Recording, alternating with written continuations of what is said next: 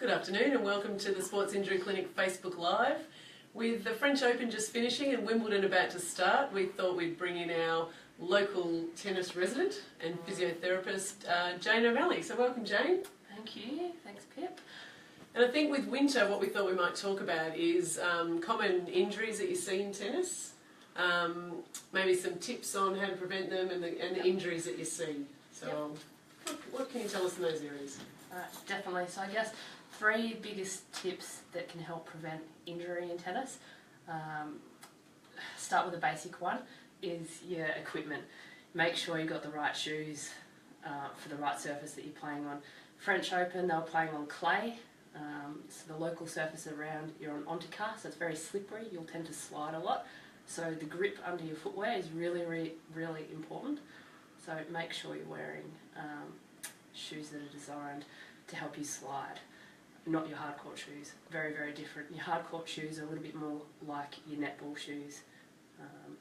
So would most people know what surfaces they were going to go on if they play tennis? Yes. You'd know, yep. Yeah, definitely, and they'll help you out at the shoe shop as well, accordingly.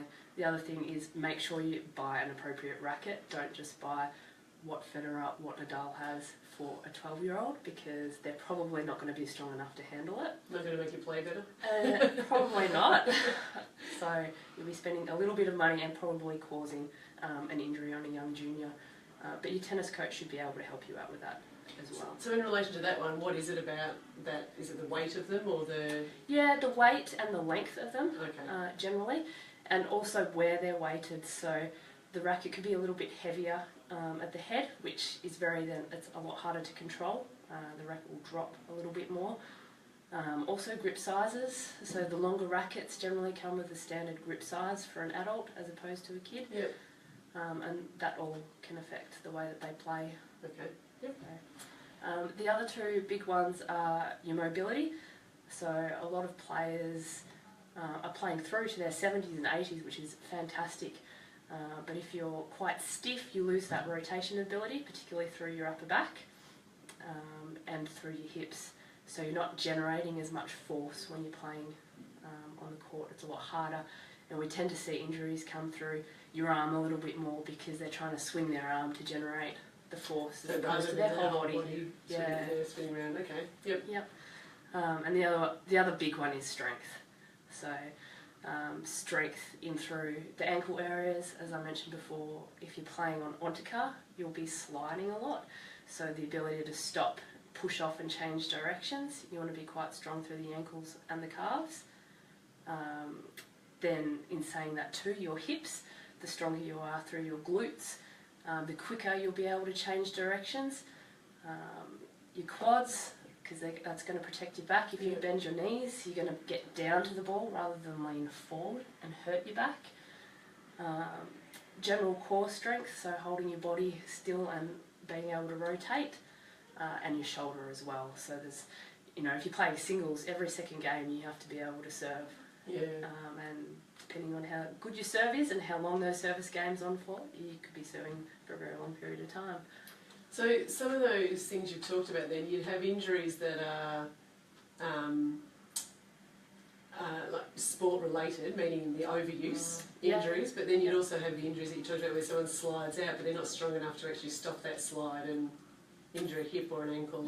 So the more acute injuries that actually happen on the court as well, and they are generally your muscle tears, your ligament tears. And they're due to the lack of strength? Or in your mind you thought you probably could have got to that shot, but your body probably wasn't physically capable of doing it. So going for gold, as you'd like to do, trying a bit too hard to get to a ball or hit a winner. Yep. So in the winter, what sort of injuries are you seeing at the clinic as a physio day to day that are tennis related? The biggest couple of injuries, or the most common couple of injuries I see overall, no matter what season, would be shoulders and backs. Okay. Big reason for backs is for those that aren't playing every day and have driving jobs or jobs that sit at the desk, they stiffen up. So then they expect to be able to go back out on the court once or twice a week and they lose that rotation, and again your body will compensate to try and do what your mind thinks it's able to do to play. Okay. And that's where problems happen. So if you're only playing a couple of times a week, that makes a big difference. The biggest difference is what you're doing throughout the week to cause that injury. Yeah. So you're saying someone that's in a more active job, therefore, is likely to be that little bit fitter in those areas? Yes, although they can have problems as well. So it's just the more mobility you have through your back, the better it is. The stronger you are through your legs, it's going to protect your back because you'll bend your knees more. Those in physical jobs, it can be physically worn down by the end of the week as well. So they're probably more prone to the overuse injuries. So more the shoulder type. Yep. I guess those in the trades in particular, because they're overused through their shoulder, particularly when they're trying hitting a serve, overhead shots. They might have been lifting too much throughout the week and their shoulder tightens up a little bit, and all of a sudden you're trying to do a first serve, and then that sets off an injury. And thinking that the tennis has caused it, but really that's just been the icing on the cake. Yeah, quite often tennis isn't really the main cause of the injuries. It's what they've done throughout the week, and tennis then sets it off, particularly if you're not training for it, as opposed to a young junior or someone who's actively competing, where tennis is probably the cause to the injury. Okay, and those kids are usually training a few times a week if they're... Every day. Every day, okay. Every day, yes. They're doing something, so... So if we've got the kids and adults, so we've got the kids that are competing, and we might want to separate them, and we've got the sort of social adults, what would you like to see them doing during the week to prevent these types of maybe build-up injuries? And I suppose they're different, aren't they? You've got your build-up injury or you've got your tennis-specific injury. Yeah, I think from a young age, as a junior, creating that awareness of where you need to be strong if you're wanting to play, particularly if you're wanting to play into your 20s or play competitively.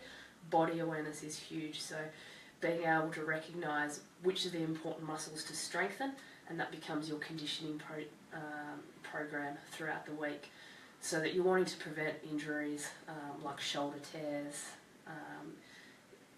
tears through the cartilage in your hip, knee problems, lower back.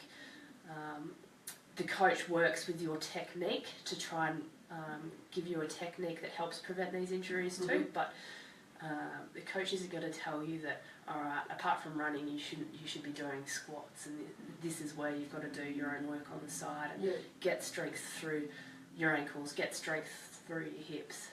Okay, and so they're things that they could do at home, because there are exercises they can do at home. But otherwise you'd be recommending them to a gym or a Pilates or something where they can get the help or some education on understanding their body. Yep, definitely. No point. Great, there's so much access to what you can do online, but you really need to be with someone so that they're sitting down and telling you, right, this is where you need to feel the exercise. Otherwise you can do, a couple of sets of 10, great, you're doing that 3 times a week, but you're not feeling it in the right spot.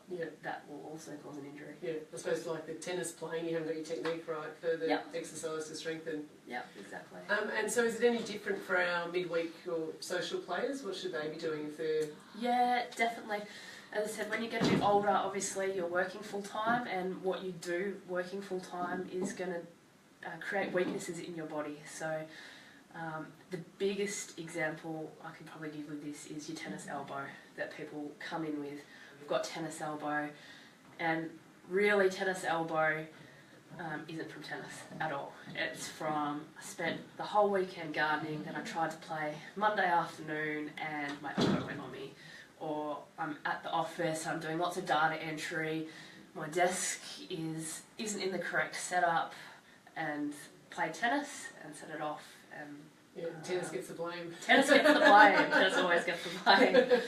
So to prevent it, I guess looking at strategies as to why it's happening. Alright, so I'm stiffening up through the back, my shoulder posture is poor, so my shoulder strength is actually weakening throughout the week.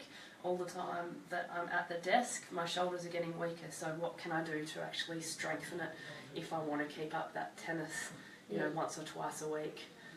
So again, that's lots of preventative exercises for that you can do at home.